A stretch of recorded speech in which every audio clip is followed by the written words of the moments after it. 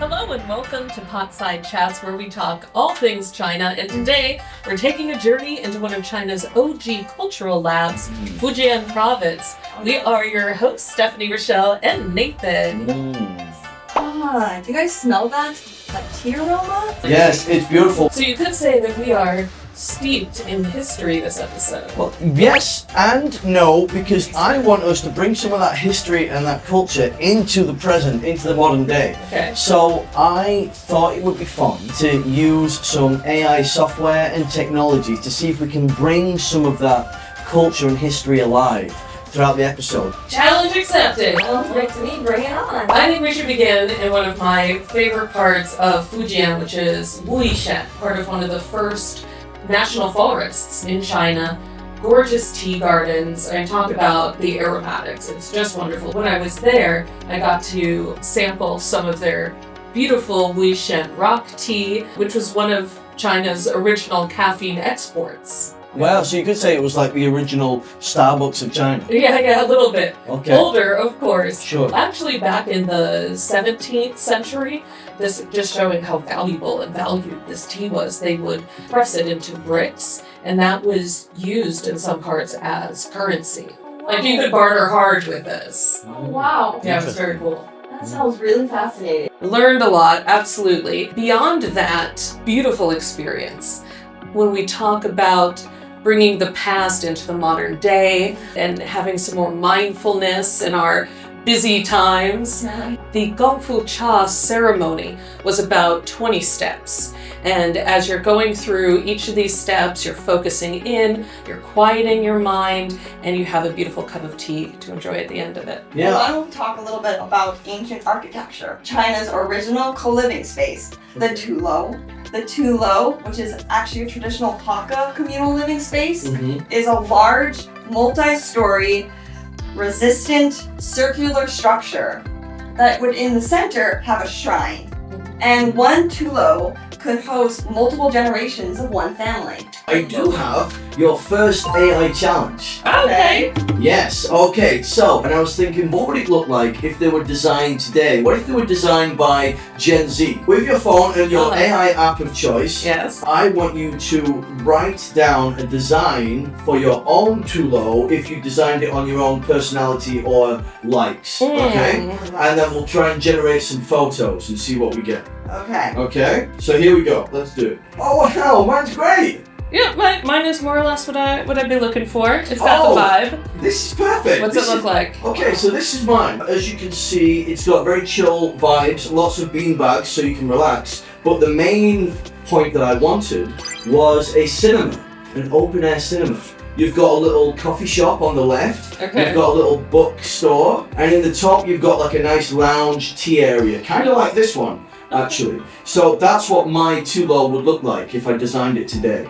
As a Pisces, I need a water feature, so I've got my pool in the center. I think in adjacent Tulo, it would have a lazy river along the... On the top. Yeah, because it's a round structure. I think that would be very relaxing. That's for you. It is very me. I'm going for like ultimate relaxation vacation. So there would be places to get a massage, places to do a Gong Fu Cha. This would be the most just sun popular yourself. hotel in Fujian province. 100% it would. I think so. Mine's a little different. Okay. It's because I'm such an audiophile. I love music. Yeah. So my central shrine would actually be a stage. Oh, so there would be perfect. a performance stage. Yeah. Oh, yeah. So we can just have music 24/7. Oh, that's right? Perfect. All the big artists coming through your Tulo. Yeah. Right? That's fantastic. Wow. So shall we move on to some notable, influential people in China's history? He's not native to Fujian, but he was so influential. I'm obviously talking about the intrepid explorer,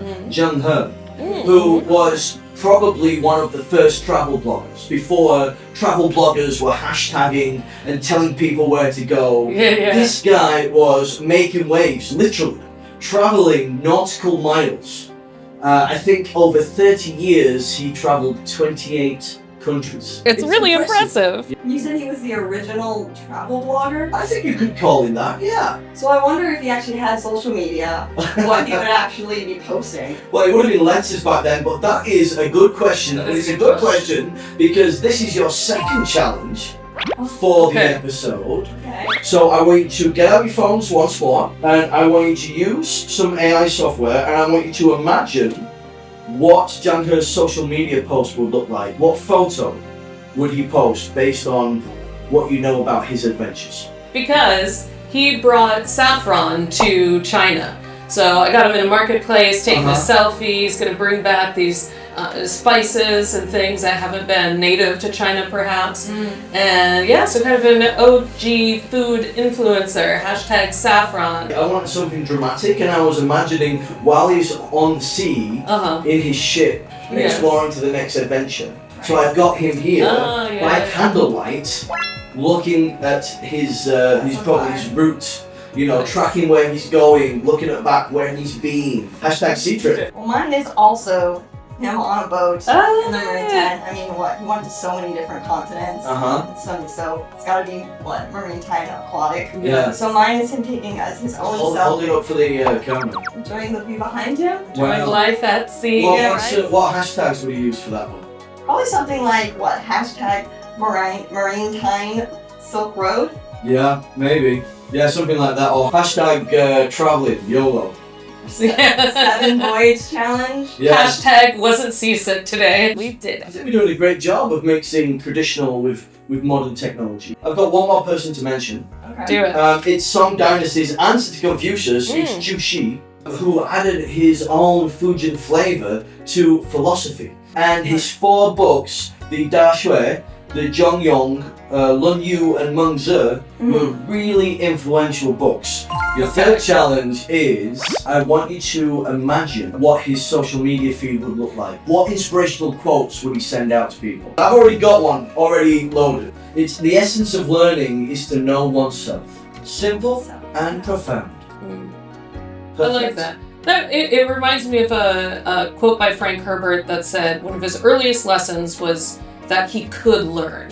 Yeah. Which is like knowing yourself, that you have that capacity. I think that's lovely. Yeah, it is. Yeah, it's my favorite one. Okay. Okay, have you got one? I do. And so he was not just writing textbooks, he was also writing poetry. And at Fujian, while he was rafting, there was a stone in one of the bends, and he imagined it as a stone like this, a stone oven or a stovetop for his tea that the immortals had left. And so he wrote a poem based on this called Tea Stove, which says, "Stone stove left by immortals lies crooked in the center of the stream.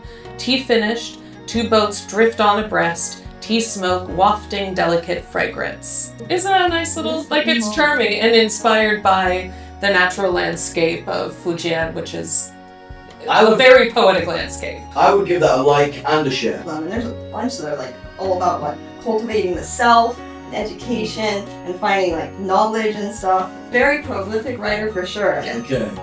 So there's a few that actually really stuck out to me from what I found. And this list goes on forever. But the one that really stands out, and it's been sort of modernized, and it's "The mind is one with the universe." Again, simple and profound. Very zen. He said that after he had a good cup of tea. Yes. Yes, his mind was centered and calm. Excellent. Well, that was your third and final challenge. I think we nailed it. I think we brought ancient Fujian history and culture right into the modern day. Yeah. Probably a great time to end the episode. Well, and if you want to brew a cup of culture for yourself, we invite you to have a trip to Fujian province, to Fujian, enjoy the tea and the culture, the heritage, the history, and the wonder. And we'll see you next time on Potside Chats. Bye. Bye.